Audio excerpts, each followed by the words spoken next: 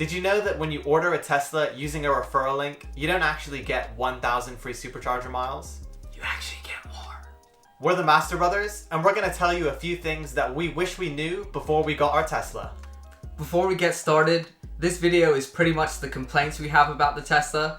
It is a great car, but a lot of the videos just cover the good things, so we want to cover some of the bad, so you have a bit more of a real expectation if you're looking to get one. And as you'll be able to tell, most of these complaints are pretty minor, so yeah, it's pretty clear that the Tesla is overall a really good car. Now the first thing is to do with how the driver profiles work. And it's only really relevant to right-hand drive cars, so if you're in America or any other country where the driver sits on the left, then you can skip this section using the timestamps in the description. So the way Tesla driver profiles work is you can set some mirror, steering wheel, and wheel position, and some other driver settings, and you can basically save it to your driver profile, and then you can connect that driver profile to your phone key. Yeah, and the issue lies with how Tesla detects which phone key is actually the driver's phone key. So essentially what it does is it detects whichever phone key is nearest to the mirror on the left-hand side of the car, which is why it works in America and other left-hand drive countries, but with the right-hand drive countries, it doesn't work. So say, for example, if Millen and I were getting in the car, I'm driving and Millen's the passenger, it'll get to Millen's driver profile because he's on the passenger side, which is the driver's side in America. And so when I get in the car in the driver's side, the seat will start adjusting to Millen's seating position. And yeah, it just doesn't work, so...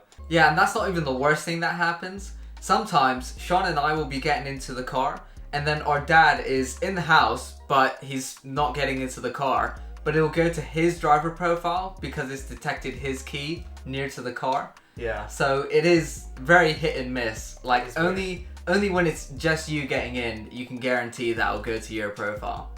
Now the second thing is to do with the indicator stalk.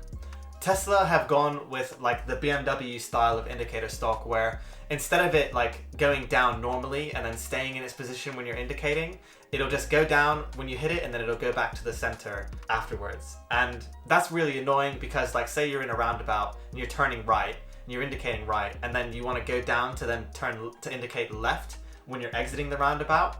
It won't actually indicate left, it'll just cancel your right signal. And then you'll have to like do it again a couple times because the car thinks it knows what you want. It thinks you just want to cancel it, and so it won't let you indicate immediately. But then you have to do it a couple of times, and yeah, it's pretty annoying. Yeah, by the time you manage to do the next turn signal, you're already exiting the roundabout. Exactly, yeah. Now the third thing is with the road noise.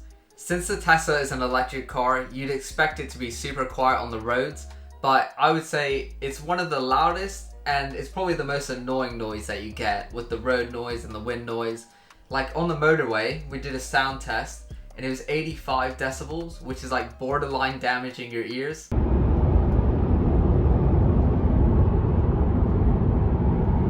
Yeah, the noise just really propagates through. It doesn't have very good insulation and it mainly comes down to the build quality of the Tesla.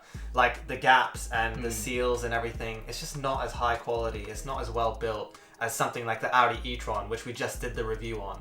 The difference between those two cars in the noise insulation is just like switching between the two is crazy. Alright, now the fourth thing is the built-in wireless charger that comes with the 2021 refreshed Model 3.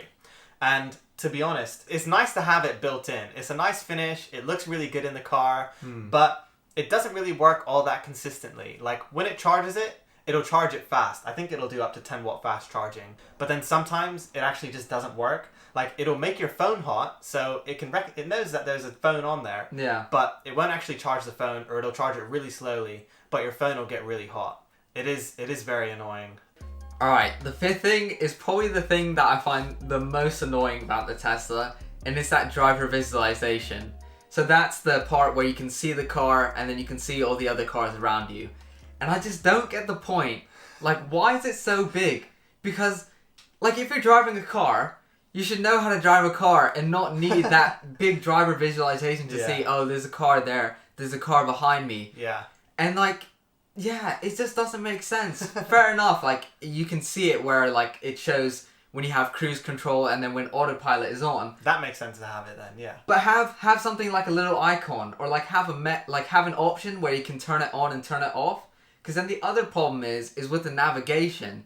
So since you have that massive driver visualization, the navigation is all the way to the left.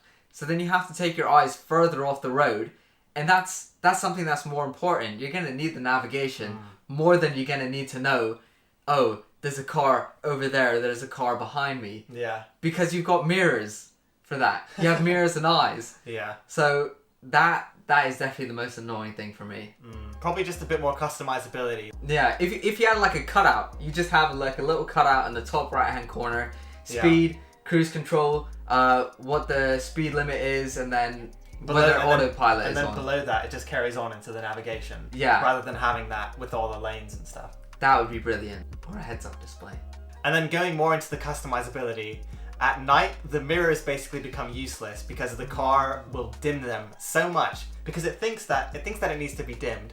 Even if you're driving in a dark area, it'll still completely dim them, and there is nothing you can do about it. You can't turn off dimming in your driver profile settings.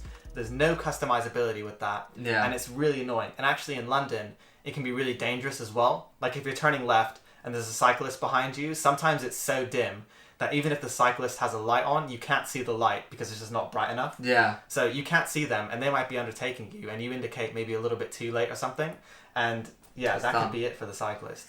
I think it's a really dangerous feature, and I find it so annoying sometimes. Yeah, I think the Tesla was really built for American roads where it's always going to be super well lit. Well, I guess, yeah, that's what you have the driver visualization for, is if you can't see out your mirrors, then you can see it on the screen. But, I suppose, yeah. But it's still, you shouldn't be like, checking your screen to see if there's someone behind you, like, as if yeah, it's stupid. You shouldn't need a screen to be able to drive. Yeah. Now let's finish off this video on a happier note. In the beginning, we said that you don't actually get 1,000 free Supercharger miles. Yeah, so there's no way of Tesla knowing how much energy 1,000 Supercharger miles is actually going to be. So what they do is instead of giving you 1,000 miles of credit, they give you 400 kilowatt hours of credit. So you can charge 400 kilowatt hours worth of energy at Superchargers. And over the last 6 months of us having our Tesla, we've done over 5,000 miles and averaged out at 288 watt hours per mile. If you divide 400 kilowatt hours or 400,000 watt hours by 288 watt hours per mile, you get the mileage amount, and it ends up being around 1,389 miles. So it's a lot more than 1,000 free Supercharger miles than you get. Yeah, and plus we weren't driving efficiently at all. Yeah. So realistically, you could expect 1,400 or even 1,500 free Supercharger miles, which is very nice. Yeah, so if you're looking at getting a Tesla, make sure you use someone's referral link, whether it's ours or someone else's. Just make sure you do it because you'll get more than 1,000 free miles of supercharging. And the Supercharger network is one of Tesla's main selling features. By far. Yeah. So check out the link in our description if you need a referral link. Thanks for watching. If you enjoyed the video, be sure to like and subscribe because it'll really help us build our channel so we can provide you with even better content. From the Master Brothers, we'll catch you on the flippity flip. It actually worked. It was actually quite good.